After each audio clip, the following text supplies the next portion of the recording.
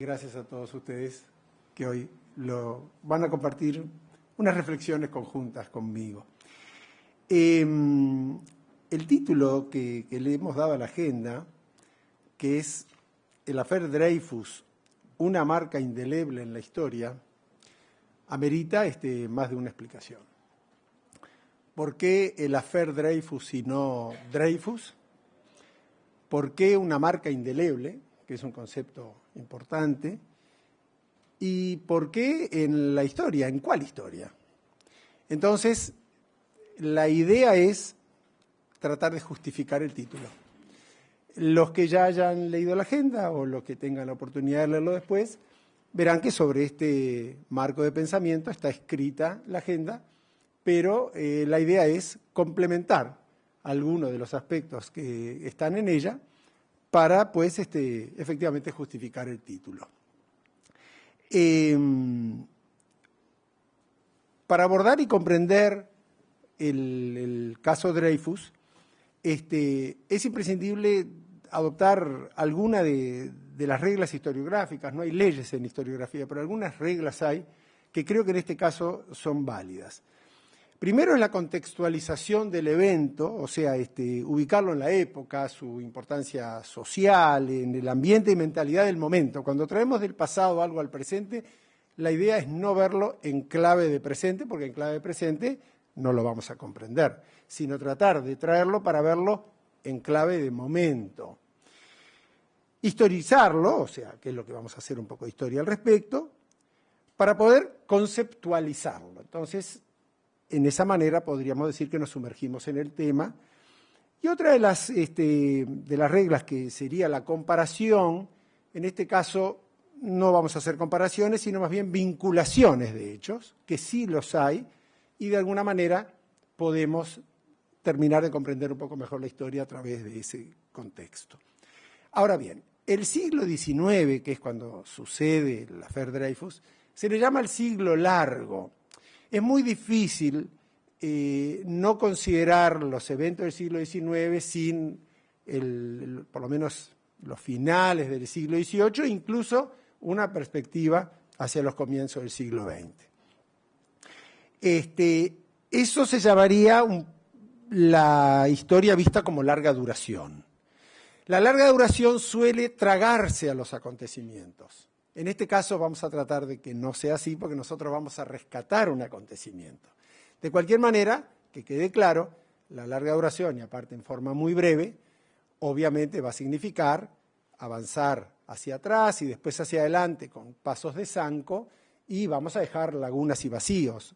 Se trata simplemente de tener una idea general sobre un tema complejo. De cualquier manera, entendemos que en este caso es imprescindible abordarlo de esa manera. Cuando vamos a ver este siglo XIX, lo vamos a mirar desde una mirada estrictamente occidental, yo diría europea y noratlántica. Vamos a incorporar también qué es lo que estaba pasando en ese momento en los Estados Unidos, y básicamente se puede pensar que hubo 3 eventos. Vuelvo a insistir, los cortes temporales no son precisos cuando vamos en esto para atrás, pero para tener una idea global, está la Revolución Francesa, está la Revolución Americana, que toma de la Revolución Francesa valores y principios y la traslada a los Estados Unidos, y por supuesto la Revolución Industrial. Esos 3 fenómenos que, insisto, abarcan más tiempo que el caso Dreyfus, vamos a llegar dentro de unos minutos, se enmarca en una acusación en el año 1894, o sea, posterior. De cualquier manera, nos permiten entender qué estaba pasando en ese momento, traer al presente aquellos conceptos. Se puede decir que básicamente era un proceso en el cual había una ruptura con un viejo orden y el nacimiento de un nuevo orden. Eso enmarca una batería de paradigmas a resolver que tenían influencia directa en los ciudadanos de época. Voy a abrir un paréntesis chiquito. ¿Qué paradigma más grande pudo haber tenido la gente que en el Renacimiento, cuando se enteraron que la Tierra no es plana, que la Tierra gira, pero no le llegaba al ciudadano. Era un tema de élites, era un tema de científicos de época, era un tema de príncipes y monarcas, era un tema comercial de época, no de ciudadanos. Ahora, cuando se da la Revolución Francesa, el ciudadano primero se define como ciudadano y adquiere derechos que no existían y eran literalmente impensables. Eso sí que fue una revolución que involucra no solamente, por supuesto, a las élites y todo el ámbito de poder y la ciencia, sino a su vez a las sociedades. Ahora, cuando hablamos de la revolución industrial, tenemos otro enorme proceso en el cual lo que cambian son nada más ni nada menos que los mecanismos de producción y de trabajo. No hay un concepto de industria previo a la revolución industrial, no hay un concepto de fábrica, no hay un concepto de obrero, no hay ni tan siquiera un concepto de clase media, no hay ni tan siquiera previamente un concepto de clases sociales. La revolución industrial jerarquiza de nuevo a las sociedades bajo parámetros muy diferentes. Entonces, ahí hay que considerar, aunque mal no sea, algún aspecto, por ejemplo, tecnológico. No pudo haber habido una revolución industrial, por ejemplo, sin un desarrollo tecnológico como el del tren. Hoy parece una cosa menor, el tren cambia prácticamente una era en la humanidad. Ir de Londres a Glasgow llevaba en carruaje más o menos unos 12 días. Y con el advenimiento del ferrocarril, ir de Londres a Glasgow se hacía en 62 horas. Ni que hablar lo que significaba el transporte de cargas y mercancías. No pudo haber habido revolución industrial sin ferrocarril. Directamente, no pudo haber habido. Ni que hablar lo que luego va a implicar, no solamente en traslado de gente, en la urbanización, el traslado de las emigraciones rurales a los centros urbanos, que se dan como fenómeno de la industrialización, que no era agraria, pero eran sí comunidades agrícolas, el llevar a las ciudades las mercancías, eso iba de la mano de los transportes navieros y, para de alguna manera sintetizar un poco por ahí, esto genera la primera industria del algodón en Inglaterra, pero esa industria del algodón estaba basada en el algodón que los ingleses ya tomaban de la India, a los africanos que esclavizaban de África, y ahí entra también lo transnacional con la producción agrícola industrial del algodón en Estados Unidos, que le lleva ni más ni menos que a la guerra de secesión. Por lo tanto, esos ambientes de época que están dichos en esta forma, insisto, con muchos vacíos, pero que la idea es que el mundo estaba sometido y en distintas circunstancias los distintos países tenían, por así decir, fuerzas focalizadas en distintos conceptos sociales, industriales. Por ejemplo, dice Eric Hobsbawm, en la era de las revoluciones, que Francia estaba quizás en la industria más adelantada que Inglaterra porque inventó el telar de jacquard, cosa que los ingleses aún no habían inventado. Eso, bueno, pues modificó nada más ni nada menos que la vestimenta. Pero además, la Escuela Politécnica de Ingenieros de Francia, dice Hobsbawm, que era la escuela tecnológica más importante en ese momento del mundo, llámese Europa. Y en esa escuela estudió Alfred Dreyfus. Nos vamos a ir acercando a Dreyfus. En esa escuela politécnica, Dreyfus se recibe de lo que hoy diríamos ingeniero, en esa escuela de élite. Ahora bien, hay ejemplos, cuando hablamos de estos procesos, que llevan al concepto social de multitudes inicialmente y después llevará a los conceptos de masas.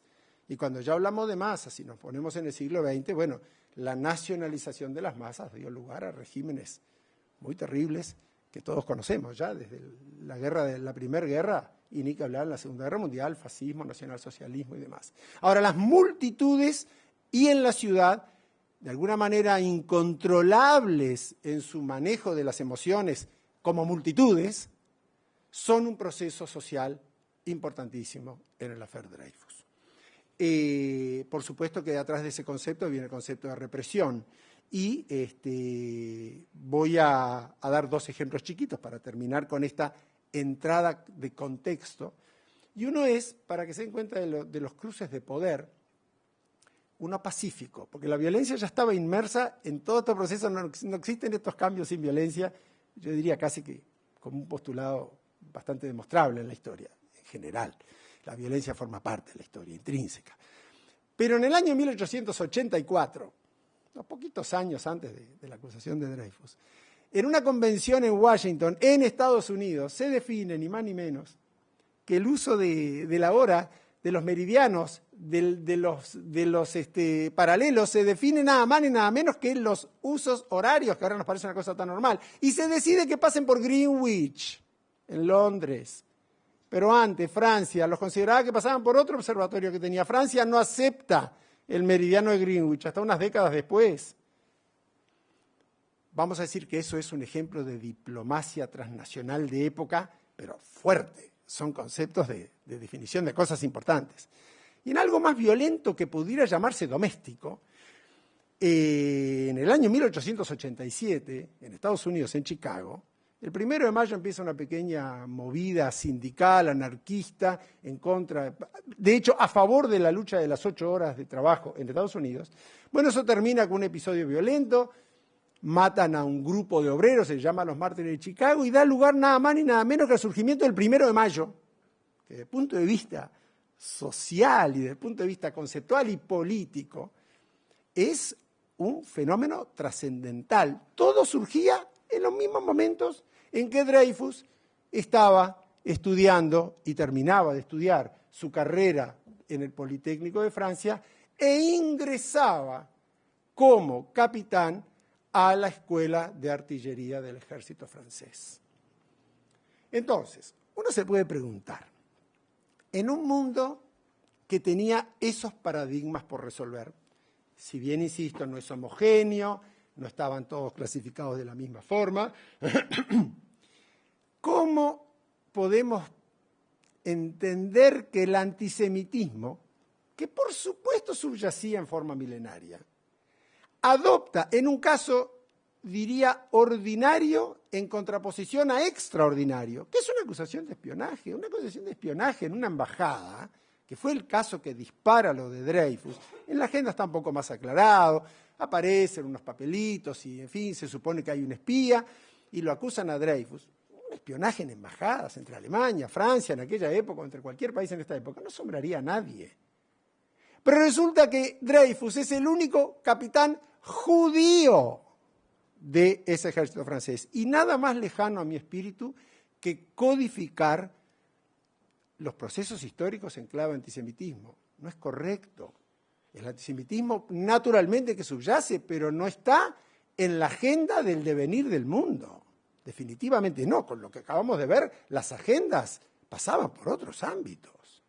Ahora, para detenerme solo un instante en el tema antisemitismo, que es un tema para otro evento, Hannah Arendt explica, y está muy bien logrado, que el problema del antisemitismo condiciona los vínculos entre un no judío con un judío por el solo hecho de ser judío, no del hacer judío. Es decir, cuando un judío se identifica, judío o judía, por supuesto, no es una cuestión de género, se identifica como tal ante un no judío, el vínculo, sostiene Hannah Arendt, queda condicionado al solo hecho de serlo. No importa lo que haga, lo que diga, ni que esté bien, ni que esté mal, ni no importa. Lo condiciona. Establece no un separaguas, pero establece una diferencia. Lo mismo podemos pensar respecto a una palabra que no me gusta el término, pero bueno, está adoptado internacionalmente, el término de racismo con la gente afrodescendiente. Condiciona una discriminación, por supuesto, abominable, de cualquier manera, el solo hecho de ver un color de piel distinta, en este caso al nuestro, y condiciona un vínculo, independientemente de lo que se haga. Por supuesto que no estoy diciendo que esto esté bien, estoy dando un ejemplo. Y finalmente, Theodor Adorno agrega en un libro muy interesante, se llama Psicoanálisis del antisemitismo, que en tanto el antisemitismo sea inconsciente, hasta el propio antisemita no sabe que lo es. Y por eso se dan estas cosas que a veces conocemos, que tenemos un vínculo extraordinario con alguien y de repente se entera que somos judíos. Y cuando se entera dice, sos judío, yo no sabía, pero sos diferente. ¿Sos diferente a quién? ¿O diferente a qué? Y realmente, luego surge, yo tengo un amigo judío, a los judíos, por supuesto, nos molesta, pero tiene una explicación. La explicación es que si subyace en el inconsciente, en tanto no tenga que llevarlo al consciente, si no se entera que son judíos, el vínculo no está condicionado. En tanto se entera, el vínculo de alguna manera se puede condicionar por alguien que se ofendería con razón si lo tildamos de antisemita, porque él no sabe que lo es. Por supuesto que ante eso Theodor Adorno tiene toda la propuesta que acerca del antisemitismo hay que educar y trabajar fuerte en la educación. Pero hasta ahí el aporte en esta charla del tema antisemitismo. Lo concreto es que en el caso de Dreyfus no se podría comprender si Dreyfus no hubiese sido judío, que sí lo era. Entonces, en él podemos decir que se conjugan todas las pasiones. El antisemitismo, la violencia a pequeña escala, porque estamos hablando de una persona, y en Francia, ni más ni menos que en Francia, donde se había declarado, como en ningún otro país, los derechos de todos los seres humanos.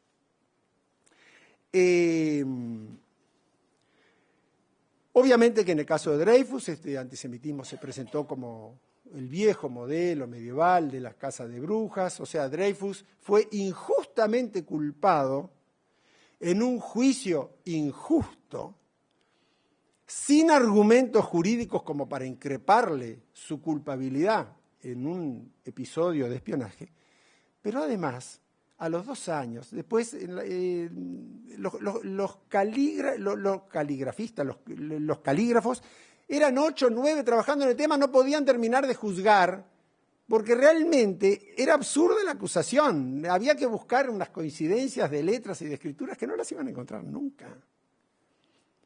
Pero después de 2 años se encuentran al culpable. El culpable era un coronel, un húngaro, sí, no importa, franco antisemita, y con el culpable encontrado y la evidencia hallada vuelven a culpar igualmente a Dreyfus. Dreyfus es doblemente condenado, la primera en forma injusta y la segunda no tengo calificativos, porque directamente ya estaba el culpable y lo culpan nuevamente. Y cuando se habla de culpar,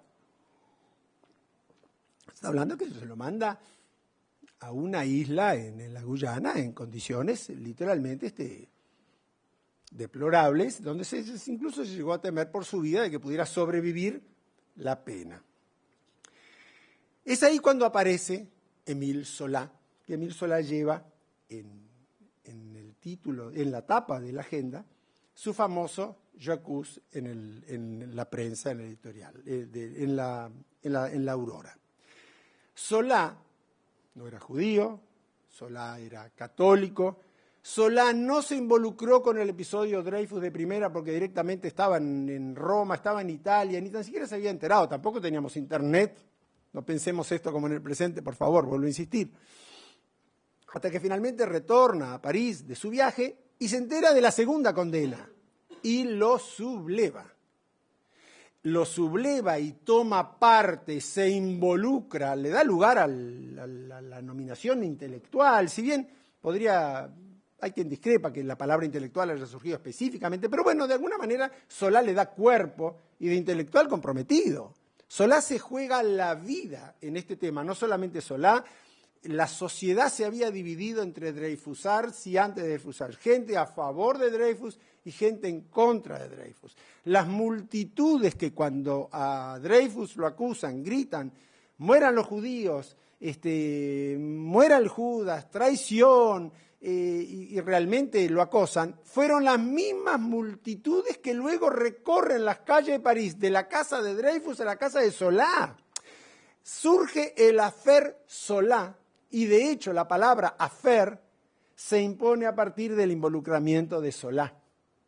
Pero no solamente Solá, sino otros intelectuales, intelectuales dreyfusionistas y antidreyfusionistas.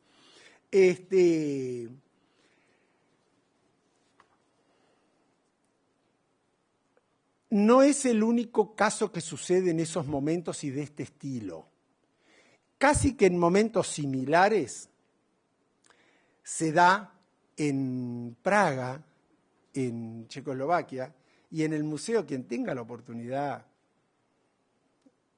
quien ya lo haya visto y quien tenga la oportunidad de visitar el museo de Kafka en una visita a Praga, va a encontrar la historia de Leon Hilsner, un zapatero, que lo acusan de haber cometido un crimen ritual contra una chica adolescente que aparece muerta en un bosque, y el zapatero le dicen: número 1, no la maté. Número 2, no maté a nadie. Número 3, soy zapatero. Y la acusación era una acusación de porte estrictamente medieval. Bueno, la pasa muy mal, es condenado primero a muerte. No voy a desarrollar la historia de Leon Hilsner, pero es idéntica y similar y simultánea en Praga a la de Dreyfus. Unos años más tarde se da en Kiev el caso, otra vez, que se hizo la película El hombre de Kiev, con Alan Bates, una película de los años 60, 70, donde también muere un niño de 8 años y acusan tal Moisés Baylis de que fue el ejecutante. Bueno, finalmente él se salva, no lo terminan de matar, pero todo eso llevaba aparte de matanzas y pogroms, una cosa brutal. Y una cosa interesante, y con esto termino, las similitudes, por eso le hablé no de comparaciones, sino de similitudes que me parece que vienen al caso, es el caso en Estados Unidos de, no quiero olvidarme el nombre, creo que, no, acá lo encontré, Leo Frank. Leo Frank es un hombre que en Georgia, que es una zona realmente de gran discriminación en Estados Unidos, tuvo proyección casi que hasta nuestra actualidad, trabajaba en una fábrica y también había fallecido una operaria jovencita. Lo acusan de haberla matado bajo el mismo esquema de crimen ritual ya en Estados Unidos, unos pocos años después de lo de Dreyfus. Y resulta que realmente lo condenan a muerte, finalmente a cadena perpetua, y cuando en un momento sale a la casa, lo toman una multitud y lo linchan, lo ahorcan en un bosque, lo cuelgan. O sea, otra vez el fenómeno multitud enardecida se sigue repitiendo, en este caso transnacional, por eso yo quise involucrar el tema de Frank, que aparte no tuvo consecuencias menores. A raíz de ese episodio surge en Estados Unidos la Anti-Defamation League, que todos conocemos como institución, una liga de antidifamación, y por contrapartida se reactiva la presencia del Ku Klux Klan, que estaba prohibido de 1870, hacía 40 años. Si hablar de Ku Klux Klan, estamos hablando de algo muy poderosamente violento, xenófobo, en fin, no hay que explicarlo. O sea que también en Estados Unidos en esos momentos se daban procesos de esta característica. Ahora, estaba en la agenda, más allá de todo lo explicado, de las grandes ligas políticas, sociales, industriales, armamentistas, el antisemitismo del caso Dreyfus. Y probablemente no, es un tema para analizar, es un tema para pensar. Por supuesto que Karl Marx escribe nada más ni nada menos que sus obras sociales más importantes por la Revolución Industrial. Está claro que la Revolución Francesa tiene que definirse a partir de Dreyfus, no la Revolución Francesa, por supuesto, sino algo así como el devenir, la inercia política y social y jurídica de la Revolución Francesa tiene que adoptar una posición que de última va a triunfar la República, como se cita por varios autores después del advenimiento de Dreyfus. Triunfa la República frente a lo que era una visión nostálgica de la monarquía, de la realeza, incluso, en fin, hasta podría pensarse de de la violencia, del terror, las guerras de Bonaparte, bla, bla. Se puede pensar que en las fábricas como Renault o Krupp en Alemania estuviese el antisemitismo en la agenda. Probablemente no. Probablemente los intereses particulares y políticos e industriales tuviesen mucho más prioridad. Pero para los judíos sí estaba en la agenda. Y esa es la segunda, la última de las justificaciones, pero la segunda instancia de lo que podemos llamar larga duración y proceso revolucionario, que es la influencia que el affaire Dreyfus genera en los judíos y para muchos de ellos en agenda prioritaria, pero más que prioritaria, yo diría vital y fermental. Y en ese sentido, se puede decir que el sionismo, que tuvo obviamente un proto-sionismo milenario hacia el pasado, adquiere en esos momentos, ni más ni menos, que la relevancia del sionismo político. El sionismo que de alguna manera podemos decir que conocemos nosotros. El antisemitismo previo podría entrar en una jerarquía de discriminación, con componentes religiosos, con componentes sociales diferentes. El antisemitismo, que es moderno, fruto de la emancipación de los judíos, justamente por el iluminismo, justamente por las revoluciones que generan el Estado-nación en sustitución del Estado-religión, esa emancipación es un rol nuevo para los judíos en la sociedad, que antes estaban relegados a una identidad básicamente religiosa. Esa incorporación de la sociedad judía a las ciencias, a las artes, a la política y todos los aspectos, algo así como 180 grados de todo el espectro horizontal de todas las perspectivas sociales, ese genera el término antisemitismo, que es el que conocemos, pero lamentablemente los aglutina a todos los componentes previos. Es difícil interpretar el antisemitismo disociado de todos estos afluentes que desembocan en este concepto. Entonces, a través del surgimiento del sionismo político,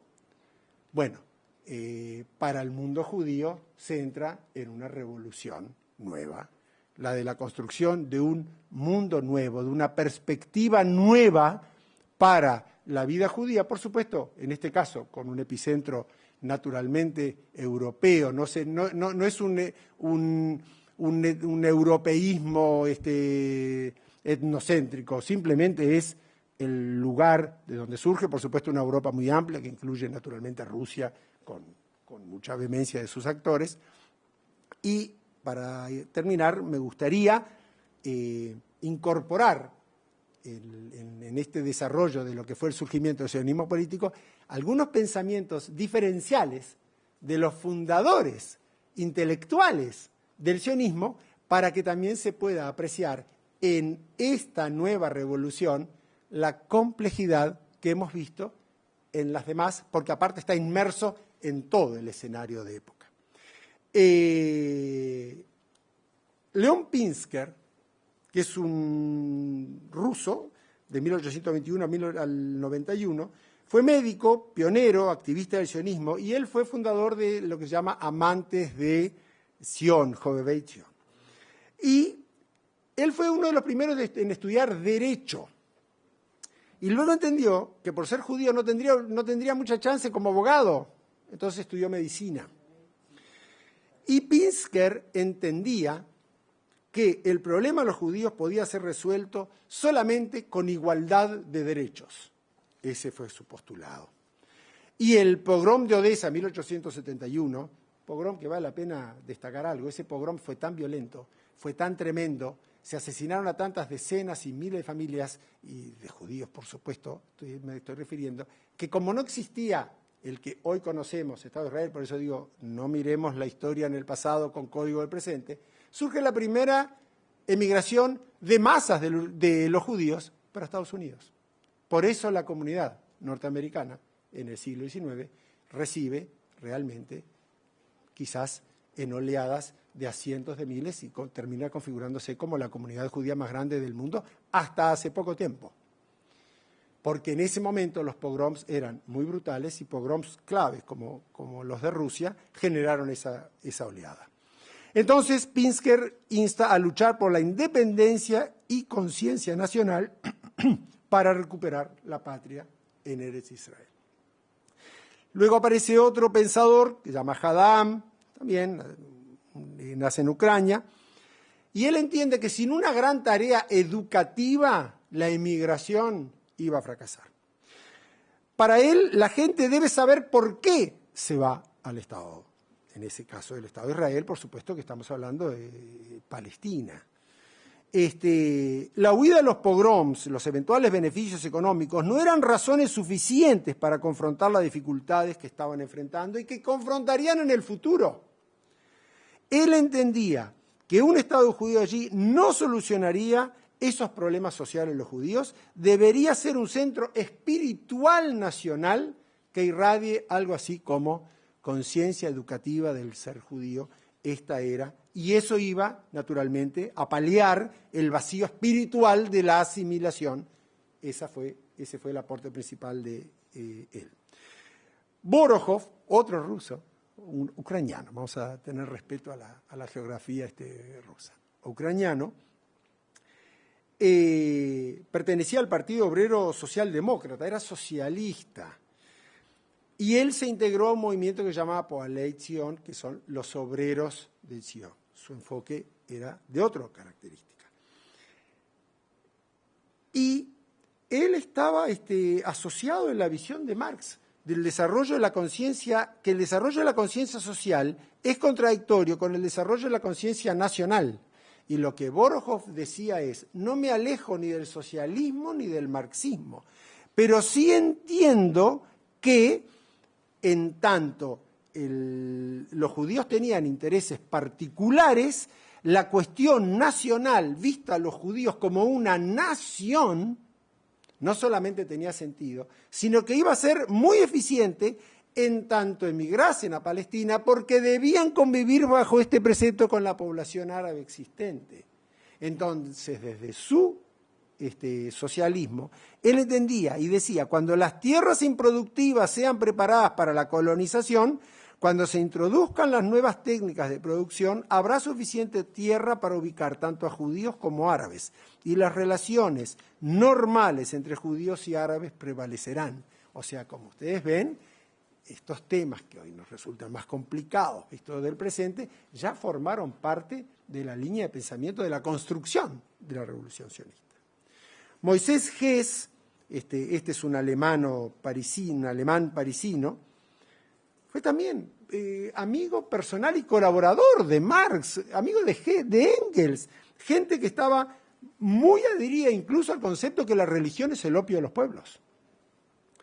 Y estando en Alemania, el antisemitismo, en ese caso Alemania, lo altera de tal manera que cambia su nombre por Moisés y entiende que la persistencia irreductible de la identidad nacional judía iba a alentar al antisemitismo europeo. Por lo tanto, los judíos no tenían lo que hacer en Europa y forzosamente deberían de retornar a la tierra de sus ancestros. Voy a terminar con uno previo a Herzl, que es Max Nordau, un hombre muy importante, porque Max Nordau sale de una familia de judíos ortodoxos, no solamente se asimila, no solamente es agnóstico, se casa con una señora protestante, cambia toda su vida se aleja totalmente del judaísmo, y Max Nordau está como periodista en Die Neue Freie Presse, la prensa nueva, libre, en París, al igual que Herzl y al igual que Bernard Lazare, al cual no voy a mencionar porque Hannah Arendt lo rescata como una figura exquisita de época y está en la agenda la síntesis de Bernard Lazare. Max Nordau realmente con el affaire Dreyfus cambia por completo su postura asimilacionista previa y evidencia lo que él llama la universalidad del antisemitismo. para él el antisemitismo no tendría otra solución que la reconstrucción de esta revolución emancipatoria judía. Finalmente, Theodor Herzl, y me arrimo sobre el final, que Theodor Herzl era también un hombre nacido en el Imperio Austrohúngaro, de una familia cómoda, holgada, no tenía problemas económicos, no era un hombre rural, era un hombre cosmopolita y, de todas maneras, bueno, por supuesto, asimilado, estudió Derecho, quiso ser juez, sabía que como juez no podría. Otra vez volvemos al tema de lo que significó desde el punto de vista jurídico todo el affaire Dreyfus. Desnudó para estos judíos poco menos la falta de validez de cualquier tipo de derecho jurídico.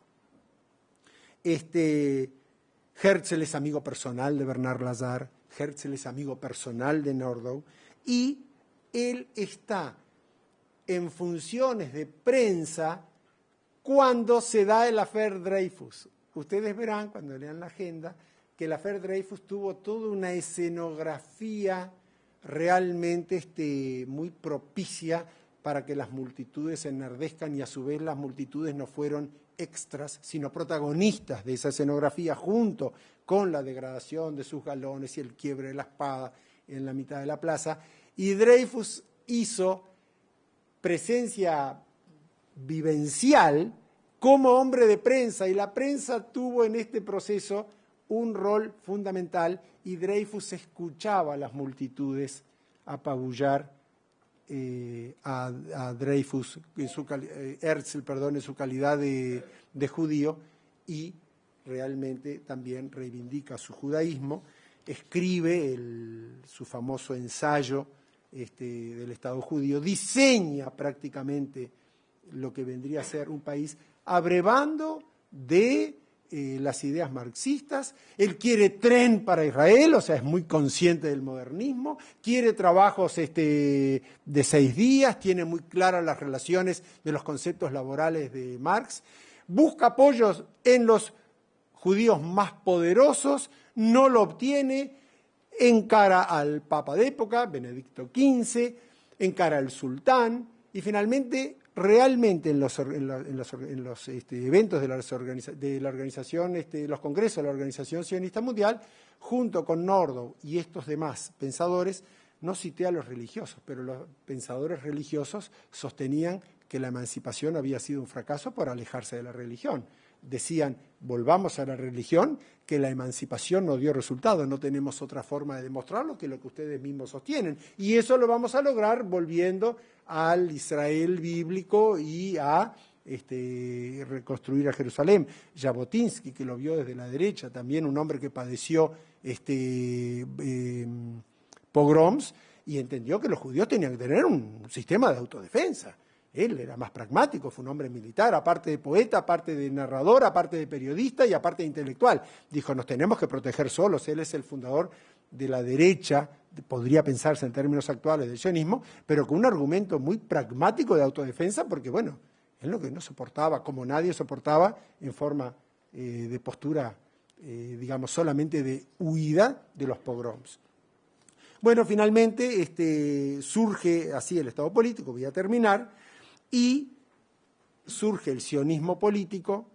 Herzl no llega a vivir ni tan siquiera la declaración de la independencia, ni mucho menos, muere joven, muere en el año 1904, hoy se estaría conmemorando los 110 años de fallecimiento de Herzl, los 120 de la condena de Dreyfus. Dreyfus, para ir cerrando, no trasciende como personaje. Es fantástico, a mí me conmovió, lo escribí en la agenda. Dreyfus como personaje se retrotrae al individuo. Dreyfus fue un aporte, fue un emblema, fue un símbolo, pero no Alfred Dreyfus, sino el affaire Dreyfus.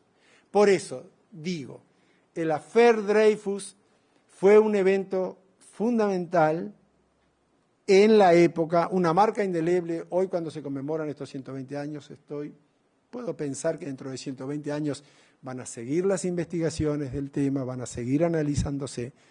Y cuando digo una marca en la historia, ¿qué historia? Bueno, una historia noratlántica, una historia europea, occidental y judía que nace de revoluciones y genera una nueva revolución, como la revolución del sionismo, y por eso entiendo que está justificado el nombre de la agenda. Muchas gracias por escucharme.